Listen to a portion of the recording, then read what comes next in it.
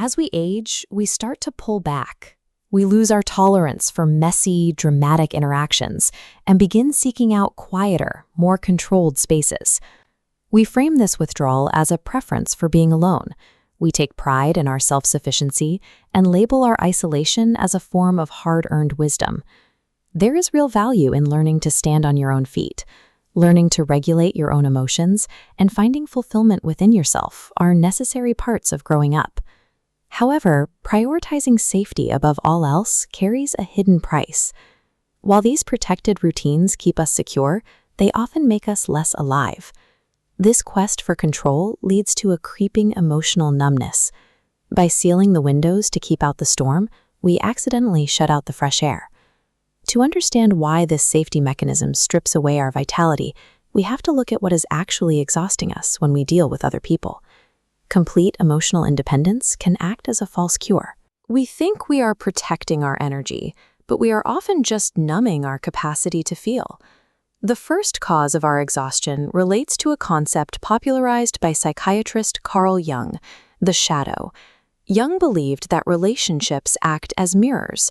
The people in our lives often activate our unconscious material, the insecurities, dependence, and shame we struggle to accept in ourselves. When those parts of us are triggered, our instinct is to create distance.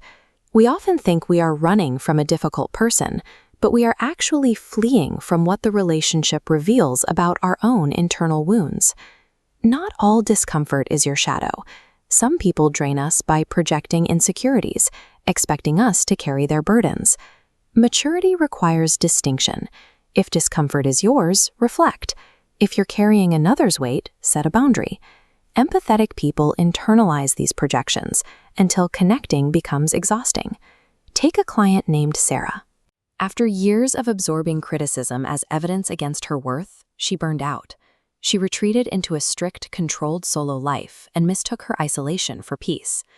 Sarah's exhaustion was caused by a failure to separate her own psychological reflections from the heavy emotional projections of the people around her. Iain McGilchrist's work explains this retreat through our brain's hemispheres. The right experiences life directly through relationship, emotion, and vulnerability.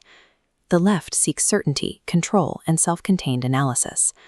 Driven by efficiency and a desire to avoid emotional pain, we migrate toward the left hemisphere. We build fortified, strategic lives to ensure no one can trigger our insecurities.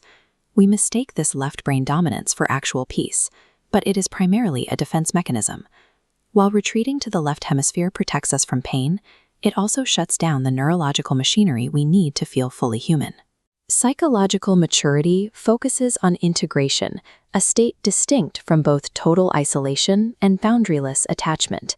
Integration involves witnessing our own triggered fears without letting them define our identity, while simultaneously blocking the emotional baggage that belongs to others.